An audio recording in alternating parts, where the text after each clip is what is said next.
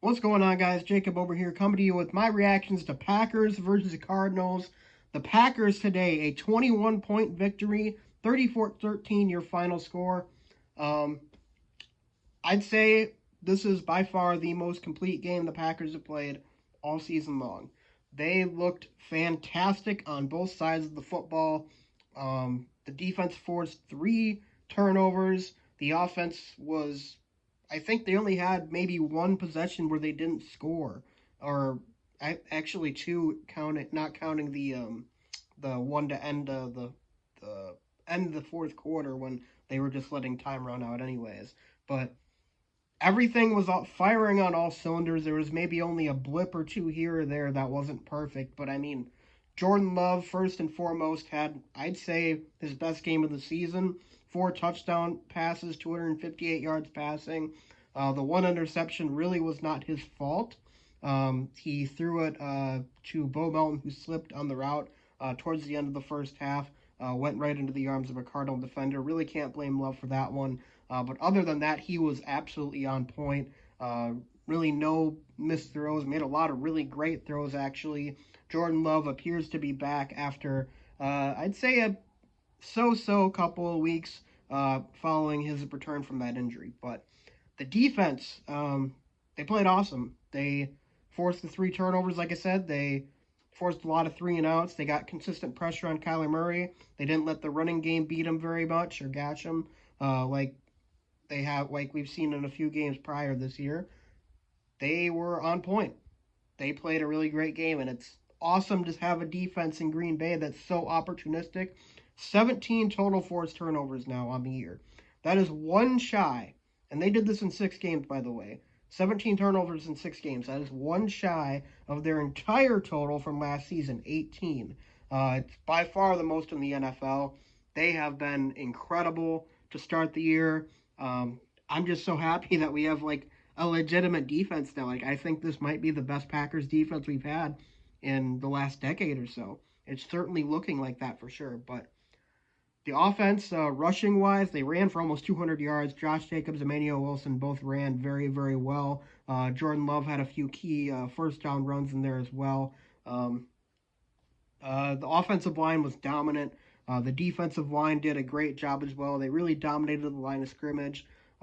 Really, the only area that they could really clean up, special teams. Jaden Reed got saved from fumbling a punt by offsetting penalties, and that would have been pretty bad because he fumbled it inside Green Bay's territory. And then Brian Narvison, yeah, I think Brian Narvison, missed another field goal from between 40 and 49 yards.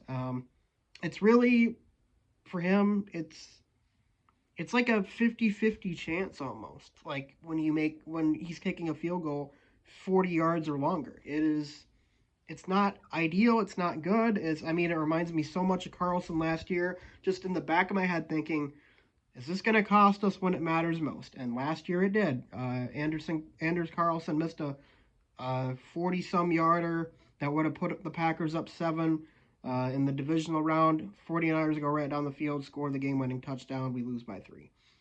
Um, we saw him. We saw his missed kicks. I think he missed 2 kicks in that Vikings game a couple weeks ago. Packers lost by 2.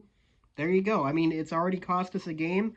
The Packers have really got to think about bringing in somebody else at kicker. I understand he's a rookie. I understand it's only 6 weeks into his career, but this is a very good football team, and it would be such a shame if this football team fell short of their goals because they had a rookie kicker who couldn't make field goals that you should be able to reliably make at like an 80+% clip in the NFL. 40 plus yards, between 40 and 50 yards, that should be like warm up for the vast majority of the NFL kickers.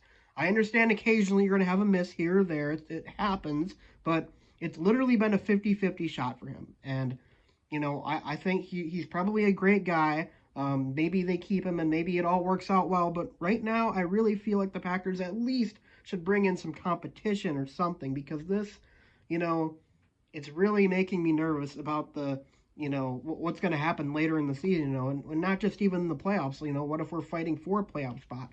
The NFC North is like razor thin right now. The Vikings, Bears, Packers, and Lions all have winning records. We're tied for the Bears for last place, or for third place, I guess you could say, at 4-2. The Lions are 3-1. The Vikings are 5-0. I mean, it's going to come down to the wire, and every little thing, every little kick, every little point you score is going to matter. So I'm very nervous about the prospects of hanging on to Narvis and going forward.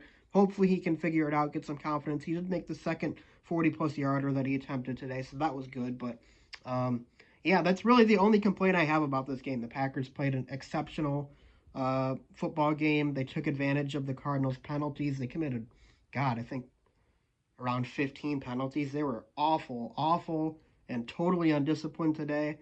Um, I don't really know what's happening down there in Arizona. They had such an awesome win last week against the 49ers, but I guess sometimes in the world of sports, when you are coming off of such, an amazing, shocking victory the next week, can be a little bit of a letdown because you're all excited and pumped up about that game, and you kind of overlook the next one. I've seen it happen in the NFL. I've definitely seen it happen to the Packers too. So, yeah, uh, I don't really have much else to say about this football game. The Packers play the Texans next weekend. Texans are coming in at 5-1. They come to Lambeau Field. Packers will be 4-2. I think it's their winter warning game, so the Packers are going to be wearing all whites. So we'll see how that looks. I don't really know why they're doing a winter warning game in the middle of October when we haven't even gotten below freezing yet. But I mean, hey, I'm sure the jerseys and the uniforms are going to look nice. So we'll see what happens. But anyways, guys, though, that's all I got to say to you today. Be sure to leave a like and subscribe, and I'll see you guys next week for my reactions after the Texans game. Go Pack, go.